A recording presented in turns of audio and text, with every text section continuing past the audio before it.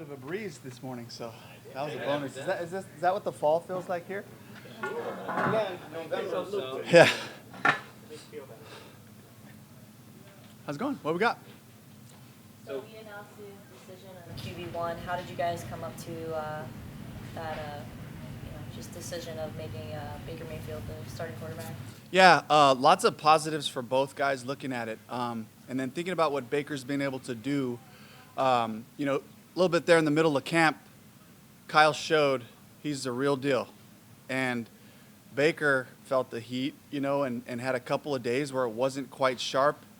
He turned it around, had a fantastic first preseason game with a couple drives, took us down, had a touchdown. The communication was smooth.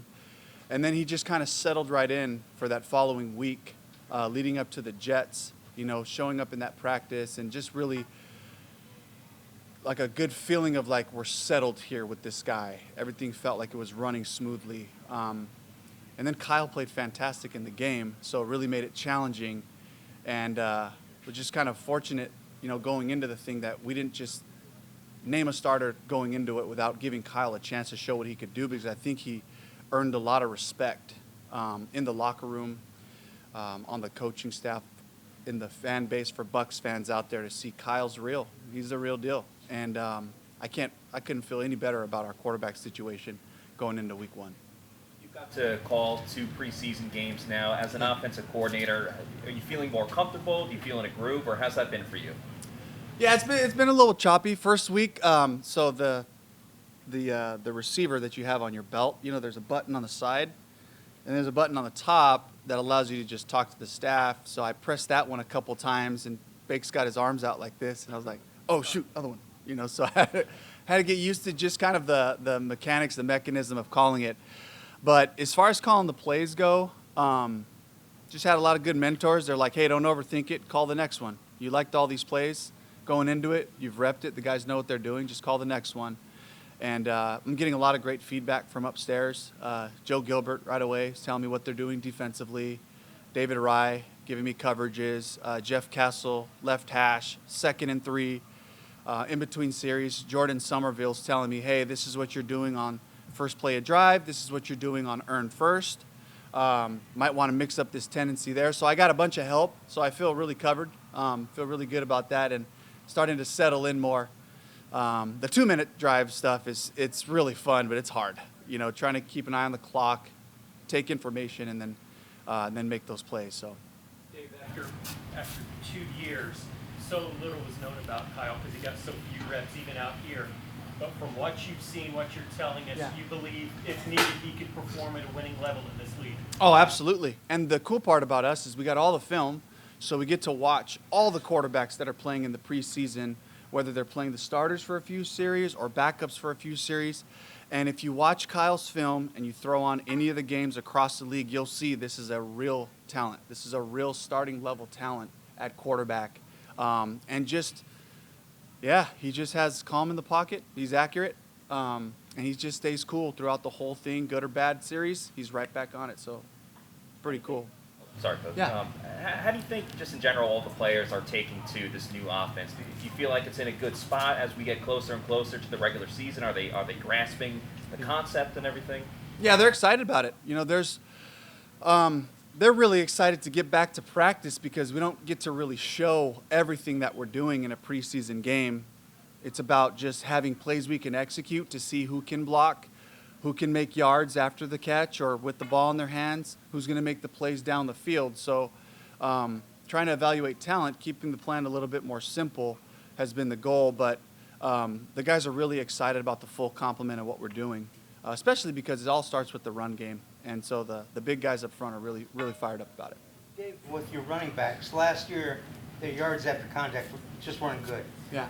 How do you coach that up to get runs after contact? Is there certain ways, or is a guy built that way or not built that way? I think it's just volume. So what happens is contact balance, contact adaptation. If I've run this way 10 times and this tackler keeps coming from inside out to the left, I have a plan for how to make him miss, how to break that tackle, whereas opposed to, say, you only run it twice. You don't get the same feel. So just by sheer volume, our running backs in Seattle learned how to make those extra yards on different run types. So we're going to run it. So they'll get really good at that, you know, and we'll grow from there. They, third and short, fourth Yes. and short, it was a problem for Yeah. the Bucs last year. Even though they had Brady, and he's usually great at that. How important is it to convert those situations, and what's the key to being successful? Yeah, I think the key is to just have a core of plays that you're going to run. So we had improvement from first week to second week on that. But just having a few plays you know how to block every defense. Because the name of the game for the defense is gap you out and put different players on the edge to make it challenging for you. So we can't be really so predictable. We have to have enough variation, but the menu won't change a lot. It just throw different looks at them to make a yard, you know, and of course. Down to physicality at some point? Absolutely. At the end of the day, this whole game, you know, is about winning those one-on-one matchups, whether it's up front blocking, whether it's the running back with a linebacker in the middle of the hole. Can you make a yard? Do you have the attitude it takes to make that yard, you know? And, of course, from a coaching standpoint, if I'm putting my guys in a situation where it's always mano a mano, that's dumb coaching. So we have to have enough variety to say, you guys aren't just going to pin your ears back and just go. This isn't just a tackling drill. You also got to deal with these things that attack the perimeter. So having enough of those answers, too, to soften them up. On the right side of the offensive line, we've Yeah. seen some of the starters get some action in the preseason Yeah. games. What have you seen from Cody Malkin and Luke Gedeke anchoring that side?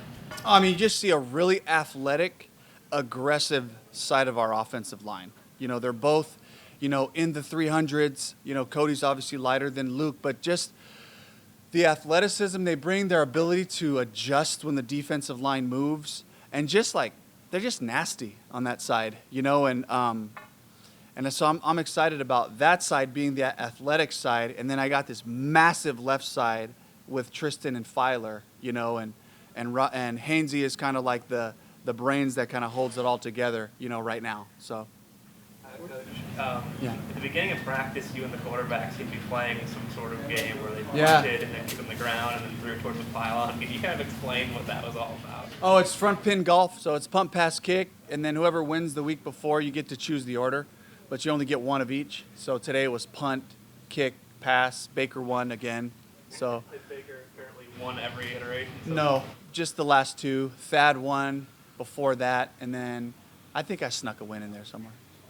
Dave, when you met with Coach Foles, of course you got the job, and now that you guys are collaborating, what is that like in terms of like what he wants you to do to complement the defense? Like how much of Yeah. that is a complementary type thing? Because last year Yeah. I think they got a little off schedule with some of these. Yeah, that's the part we're most excited about, you know, is that, at least from Coach, you know, his encouragement to say, keep doing what you're doing, you know, and there'll be a little bit unconventional 2nd and 11. I call a run.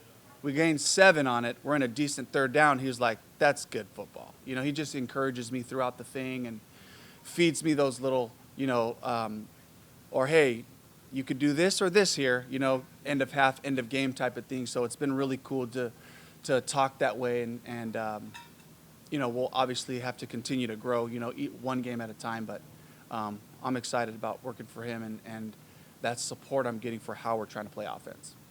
Dave, just another one for the run game. Sean Tucker, he had that big run against the Jets on 4th down. What has he brought to this offense? Oh, juice. Yeah, youth, right? This is a young man's game. So you get like that young, hungry, you know, rookie back. I mean, we've had a ton of them in Seattle, you know, and he's the next one up. And Rashad's obviously young too, you know, so he's lively, you know, and it just feels like he's making more than what's there on checkdowns, on runs. So I'm excited about what he's going to bring to us.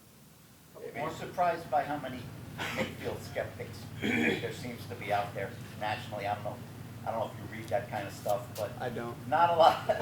Not a lot of people think he's going to be successful in Yeah. kind of resurrecting his career, but he's only 2 years removed from winning 11 games and a playoff game. Are you a little surprised at the negativity?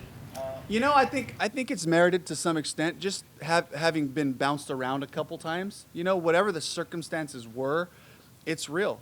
You know, and he's had to. And there's an injury in there too. Yes, absolutely. You know, you had the shoulder deal there, so I think if you look at his whole career, I think all of us have kind of followed it. His first pick overall, and wouldn't say this is exactly how I saw it going. So I think probably the skepticism is warranted. I don't care about it. I think that's okay, but what is this play and where does the ball go first? That's all I care about. And what's this run play? Get us to the best one here. And he's doing all those things great. So for me, I feel a level of comfort with handling the offense. And I don't, hopefully he's not, listening and hearing or feeling like he's got to prove anything to anybody but himself. Has there been any shift in intensity out of Baker since finding out the news, or in that quarterback room at all? And how is that relationship with Kyle and Baker at this point? Oh, they're doing fantastic. I can feel I can feel how serious Baker's taken this opportunity, this chance with this team. It's an exciting time for us, and I can feel that he knows the weight of it. And that's good. That's good as long as he can put it in its rightful place, handle that pressure, carry it well, and then just keep everything else really simple with it. Then that's okay. He doesn't have to act like that pressure is not there or that these situations aren't real. It's about looking at it, dealing with it, and then just continuing to perform, at a basic level.